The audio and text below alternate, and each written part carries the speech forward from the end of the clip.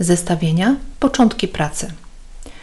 Po aktualizacji programu w dolnym pasku menu po prawej stronie ikony Dokumentacja pojawiła się ikona Zestawienie.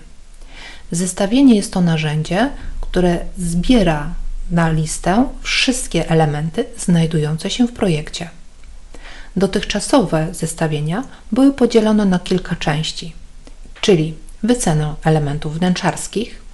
Użytkownicy programu CAD Decor Pro oraz CAD Kuchnie posiadają narzędzie Wycena, czyli wycenę mebli kuchennych wraz ze sprzętem AGD, oraz we wizualizacji użytkownicy posiadający moduł płytek mają do dyspozycji zestawienia płytek, farb, fug oraz kleju. Zestawienie możemy uruchomić z poziomu środowiska 2D, z poziomu wizualizacji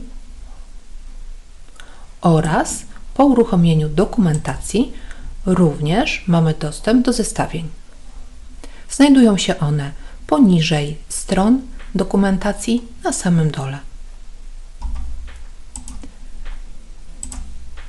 Po przejściu do zestawień